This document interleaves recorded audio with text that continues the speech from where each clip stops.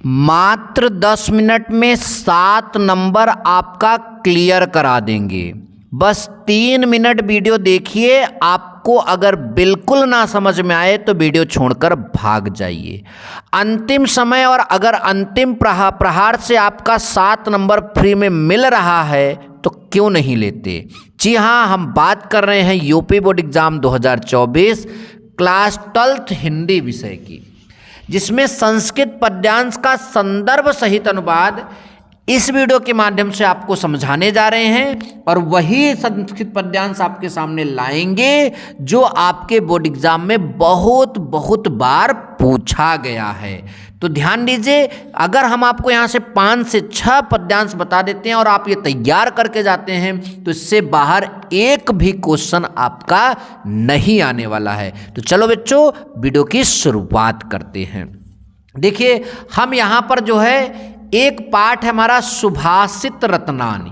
सुभाषित रत्नान पाठ में जो है ये वाला आप श्लोक देखिए, ये वाला आप पद्यांश देखिए। तो ये 18 में और 23 में पूछा गया है। ठीक, तो अब इस पद्यांश को हम कैसे तैयार करेंगे, बस ध्यान से देखते जाइए। एक एक बात का अर्थ आपको समझाएंगे। क्या लिखा है पहले ये देखिए। भाषा सुमुख्या मधुरा दिव्या गिर्वाण भारती तस्या ही मधुरम काव्यम तस्मादपि सुभाषितम। अर्थात पहले इसका संदर्भ लिखेंगे।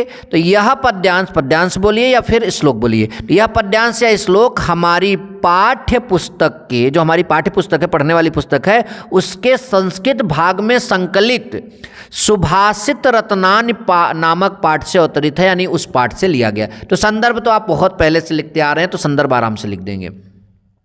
अनुवाद की बात करें, ध्यान दीजिए। तो अनुवाद में हम यहाँ पर क्या लिखने वाले हैं। अनुवाद में देखिए, भाषा सुमुख्या मधुरा, यानी समस्त भाषाओं में मुख्य मधुर द्रव्य माने अलौकिक गिर्वाण भारती, मतलब कि यहाँ पर संस्कृत है। तो भाषाओं में संस्कृत जो है सबसे प्रधान यानी मुख्या, मधुर दिव्य माने अलौकिक है।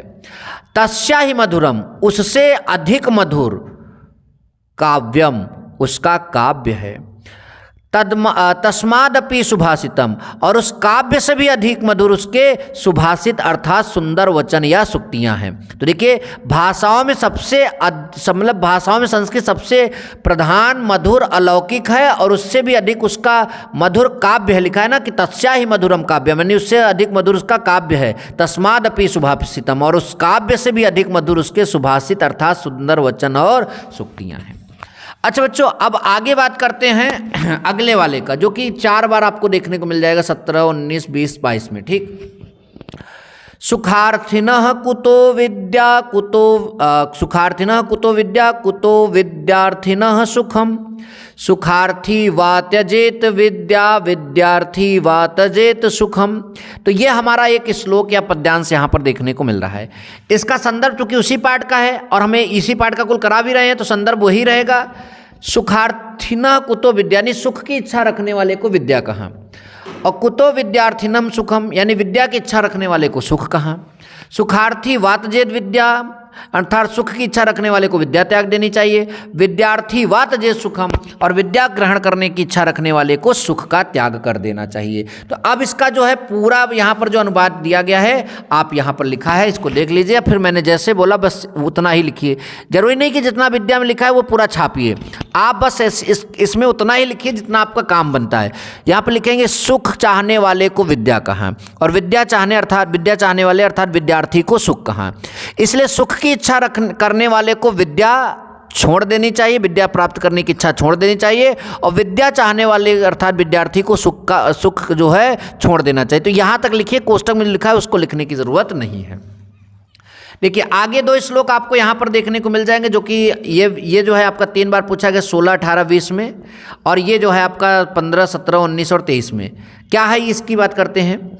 जलबिंदु निपातेन क्रमशः पूर्यते घटः, सह हेतु सर्व विद्यानाम धर्मस्य च धनस्य च।